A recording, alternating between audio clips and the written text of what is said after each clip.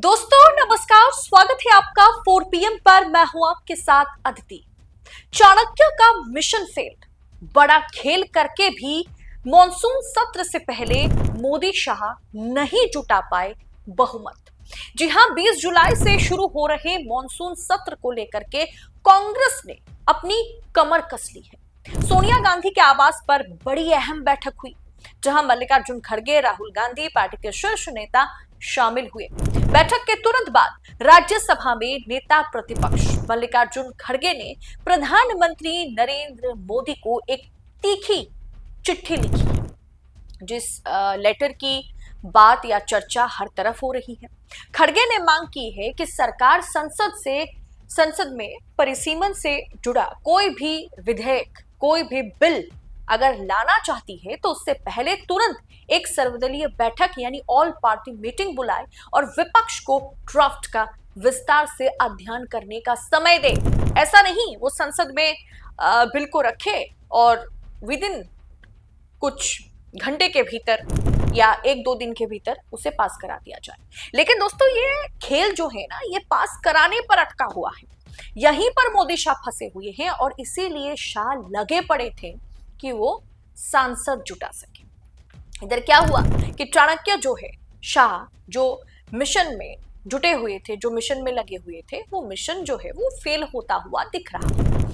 कैसे वो mission fail हो रहा है, पूरा गणित क्या है, आपको मैं आगे विस्तार से समझाऊंगी। दरअसल इस वक्त संसद में परिसीमन बिल यानी डीलिमिटेशन बिल के पास कराने के लिए मोदी सरकार को 2/3 बहुमत की जरूरत है, 2/3 बहुमत की जरूरत है, जिसमें वे अभी भी लगभग जो है 15 से 22 सीटें पीछे चल रही हैं। चर्चा है कि सरकार, मतलब अगर मैं कहूं कि डीएमके भी अगर शामिल हो जाए, अगर वो शरद पवार की पार्टी को भी तोड़ दे, सांसदों को भी तोड़ दे, तो भी 15 से 18-20 सांसद जो है वो जुटा नहीं पा रहे। कैसे नहीं जुटा पा रहे वो आपको आगे दिखाऊंगी फिगर्स और फैक्ट्स के साथ। दरअसल चर्चा है कि सरकार विपक्ष के सांसदों को सस्पेंड करके, बॉयकॉट करा करके या फिर कुछ क्षेत्रीय दलों को साध कर ये नंबर गेम पूरा करना चाहती है। वहीं पर 2 किरदारों की भूमिका इस समय सबसे अहम मानी जा रही है। एक है शरद पवार, जिनके पास 8 सांसद हैं लोकसभा के, और दूसरा है एम.के. स्टालिन, जिनके पास लोकसभा में 22 सांसद हैं।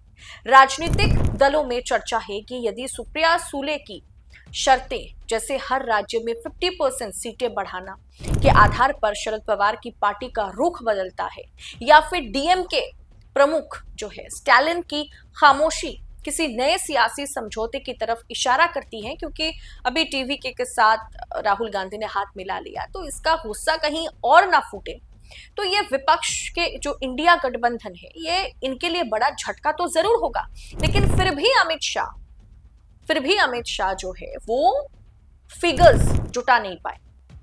दरअसल क्या है कि तमिलनाडु और केरल जैसे राज्य में अगर डीएमके ने भाजपा के स्टैंड का थोड़ा भी समर्थन कर दिया, जो ऐसा की है कि वो नहीं करने वाला है, तो उनका राजनीतिक सफाया तय है, ये वो भी अच्छे से जानते हैं। लेकिन संसद में एनडीए के पास 293 सांसद है, 293। आप गणित को समझिए, 293 सांसद जो है वो एनडीए के पास है लोकसभा में। अब टीएमसी के बागी सांसद जो है वो 20 है, उसमें से 15 सांसद जो है वो लोकसभा के हैं। उद्धव ठाकरे के 6 सांसद लोकसभा के हैं। अब एनडीए की ताकत जो है वो 218 से 219 तक जा पहुंचा है। अब भी उन्हें 47 सांसदों की जरूरत है।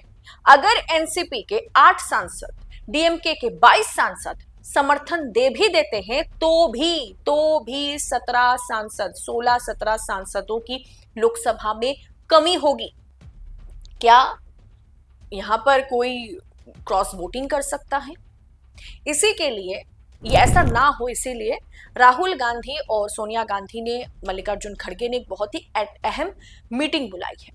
दरअसल दोस्तों, 4-5 दिन के भीतर ये आंकड़ा जुटाना संभव नहीं है अमित शाह के लिए। दरअसल इसीलिए मैंने कहा कि अमित शाह जिस मिशन में लगे हुए थे वहां पर वो फेल साबित हुए, अनटिल अनलेस वो कांग्रेस के कुछ सांसदों को तोड़ ना ले। इस पूरे मामले में सबसे बड़ा और आपत्तिजनक क्लॉज यह है कि जो परिसीमन आयोग बनाया जाएगा उसके फैसलों को ना तो संसद में चुनौती दी जा सकेगी और ना ही देश के सर्वोच्च अदालत यानी सुप्रीम कोर्ट में चुनौती दी जा सकेगी। अब दोस्तों, जो एक्सपर्ट्स हैं, राजनीतिक एक्सपर्ट्स हैं, उनका आरोप है कि ये बैकडोर से लाई जा रही एक ऐसी तानाशाही है जो देश के लोकतांत्रिक ताने बाने और राज्यों के जो प्रतिनिधित्व है उसको हमेशा के लिए बदल कर रख देगी। दोस्तों, इस पर जयराम रमेश ने आधिकारिक ब्रीफिंग करते हुए उन्होंने एक प्रेस कॉन्फ्रेंस किया, जो एक उन्होंने पीसी को ब्रीफिंग दी है और उस ब्रीफिंग में उन्होंने साफ कहा है कि जनता ने 2024 के चुनाव में भाजपा को 240 सीटों पर समेट कर रख दिया था। 400 पार का घमंड जो था वो तो टूट गया है सरकार का, बीजेपी का। अब सरकार पिछले दरवाजे से पार्टियों को तोड़कर सांसदों को मैनेज करके 2/3 बहुमत की खोज में जुटी हुई है। देखिए दोस्तों, मैंने कहा ना कि अगर डीएमके भी साथ दे दे, अगर शरद पवार की पार्टी भी साथ दे दे, तो भी वो लोकसभा में बहुमत नहीं जुटा पाएंगे अगर कांग्रेस के कुछ सांसद क्रॉस वोटिंग ना करते। कांग्रेस का कहना है कि मौजूदा 543 सीटों पर 33% 181 सीटें महिला आरक्षण के चलते तुरंत इस पर महिला आरक्षण लागू किया जाए, इसका समर्थन हम करते हैं। लेकिन महिला आरक्षण के नाम पर जो खतरनाक परिसीमन बिल लाया जा रहा है उसका पूरी एकजुटता से विरोध किया जाएगा। ये मॉनसून सत्र सिर्फ एक सामान्य, आप कह सकते हैं कि सामान्य प्रक्रिया नहीं है, बल्कि एक्सपर्ट्स मान रहे हैं कि इस बार ये मॉनसून सत्र तय करेगा कि देश में लोकतंत्र बचेगा या एक नए रूप से एक नए किसी चीज को जन्म दिया जाएगा। एक तानाशाही सरकार जो है वो अब ऑफिशियली अनाउंस कर दी जाएगी। एक तरफ राहुल गांधी और खड़गे ने मोर्चा संभाल लिया है, दावा किया जा रहा है कि बिरला के सामने मोदी जी फिर हारेंगे, वो बहुमत साबित नहीं कर पाएंगे, बिल को फिर वापस लेना पड़ेगा। लेकिन दूसरी तरफ मोदी सरकार का इतिहास गवाह है कि इन वक्त पर संख्या बल का जुगाड़ करने और विपक्ष के चक्रव्यूह को भेदने में अमित शाह माहिर है। अब देखना यह होगा कि 19 जुलाई की सर्वदलीय बैठक में क्या रुख सामने आता है और 20 तारीख से संसद के भीतर कैसी सियासी जंग देखने को मिलती है। क्या शरद पवार के सांसद खुला समर्थन करेंगे इस बिल पर?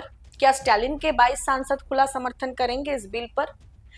क्या कांग्रेस के भीतर कोई भी सांसद बैकफायर कर सकते हैं?